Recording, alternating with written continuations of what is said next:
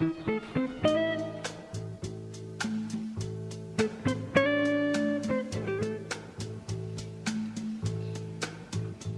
listening to 1015 KOCI LPFM Newport Beach, Costa Mesa.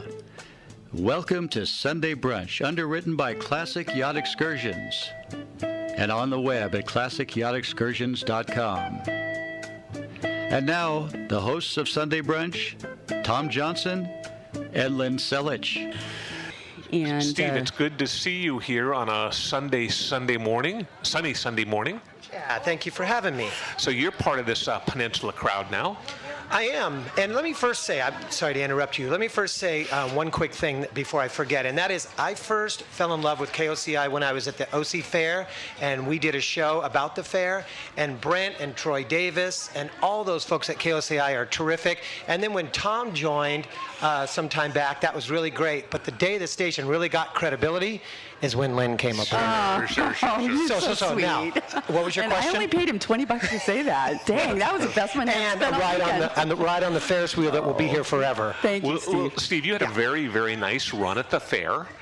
You stepped away from that, looked for another opportunity, and came across the Balboa Village Theater. Talk to us about where we are with the theater project right now and some of the timelines you have in front of you. Yeah, well, to answer your question, when I left the fair, I really didn't have anything else to go to, and they say that you don't grow wings until you jump. So I jumped, and look what I jumped into.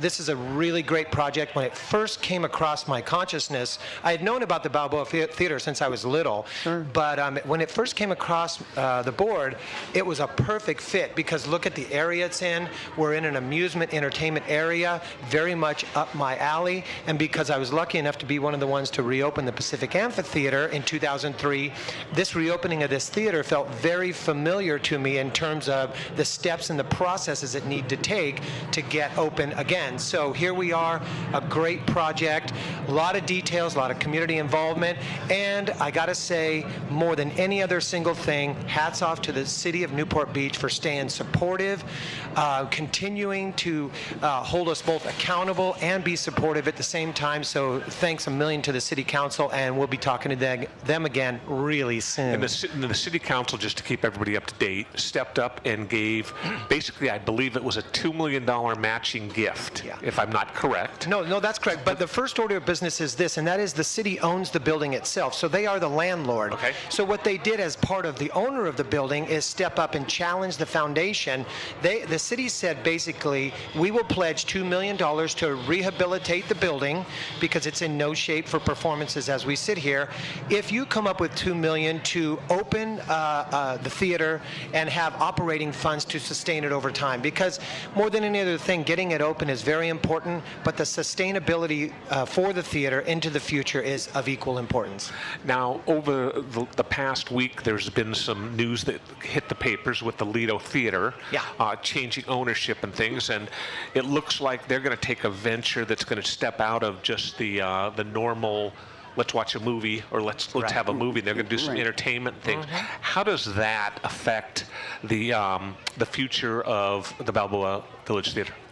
Well, you might be surprised, but by this answer, but when I first saw that, I was very excited because if you look at the peninsula as a whole, you see this renaissance of all kinds of industry coming up, hotel, restaurants, and one of the reasons I told the board of directors when I took this job that I wanted it is not specifically for the theater, though that was exciting, because I saw being part of a renaissance of an area really the exciting part, and how could the theater lend to that?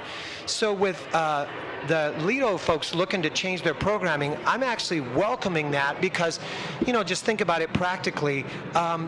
The more down here, the better, and not everybody is going to like everything that's going on, so we're going to offer a little something for everybody, and if the Lido can help with that menu, absolutely. We should all be in this together, without a doubt. Yeah, I agree. It's kind of like there's like a anchor on both sides, and the peninsula is has its own personality here in Newport Beach. It's its own definitive community. It's going to be nice, too, because it's going to kind of be a new gateway. Right.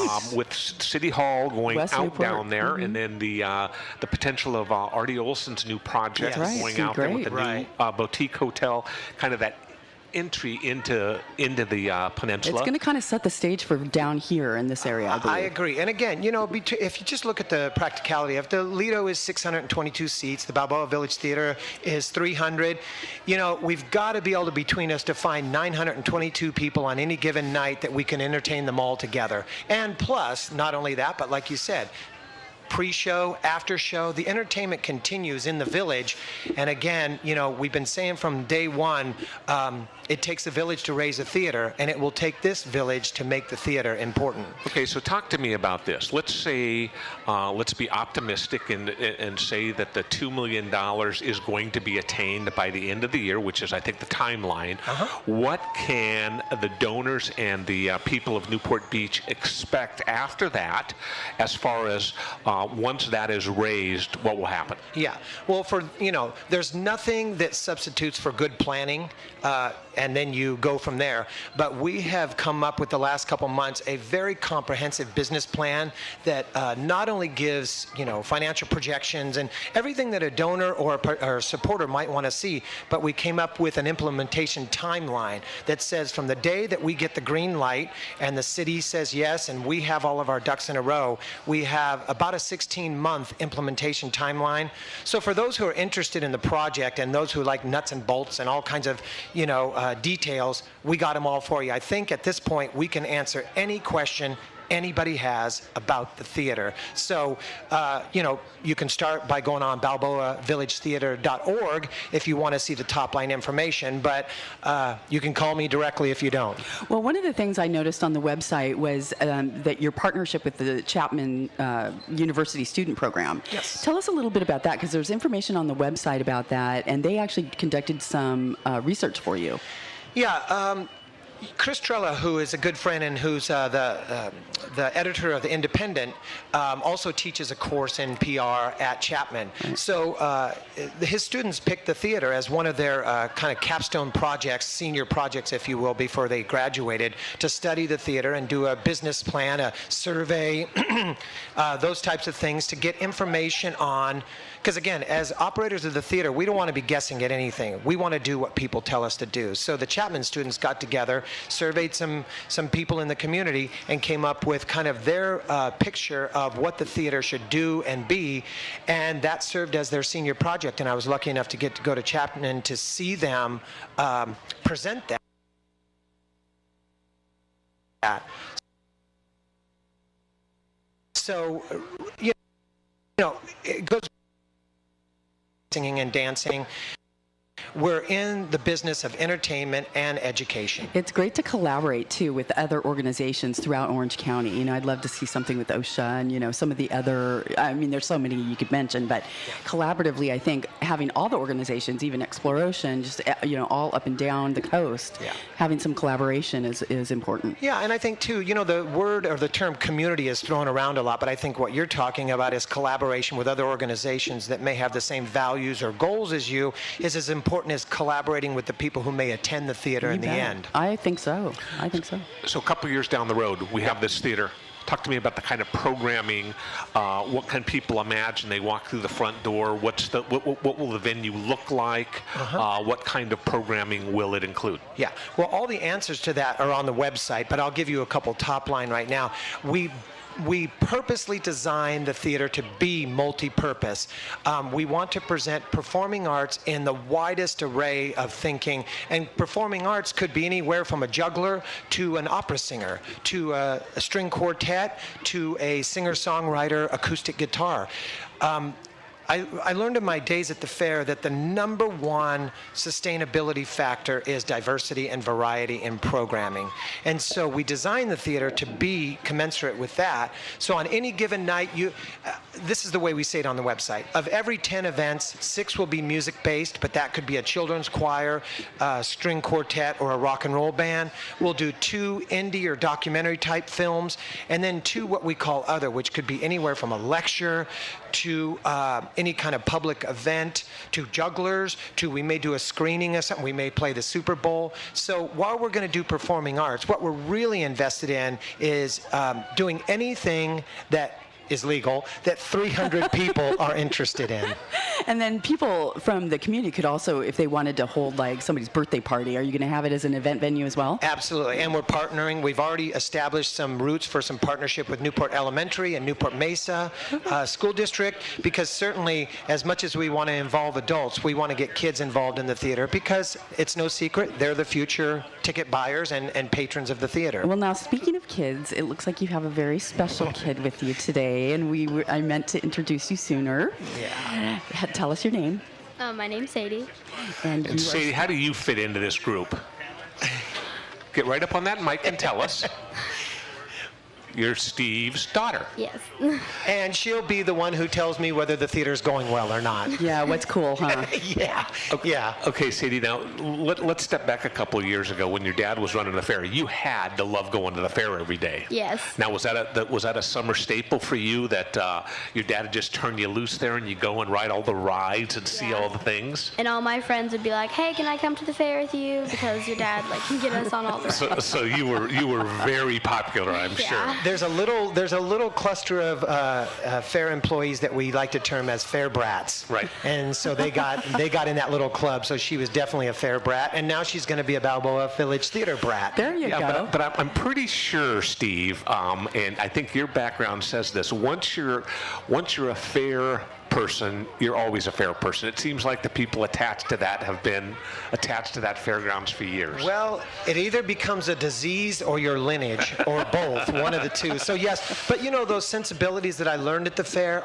come right over across the way as we look around here, and there's a small permanent fair right in front of us with the rides and the attractions and the boardwalk, and then the whole village feels, between food and beverage, retail. I mean, these are all the elements of what would make up a generalized fair. And so that's why I love this area too, because it's so familiar to me, not specifically by location, but by essence and feel. Well, you can get a corn dog right down the way, but one of my favorite all-time sushi places, San Shigo, like some of the best sushi in Newport Beach. So absolutely. No matter what, whether you're looking for a slice of pizza or some uni, I mean, it's all down here. And again, let me reiterate one thing. There is, and maybe I'm being overly exaggerative about this, but there is no reason to reopen the Balboa Village Theater unless it's in service of the Balboa Village. Clean and simple.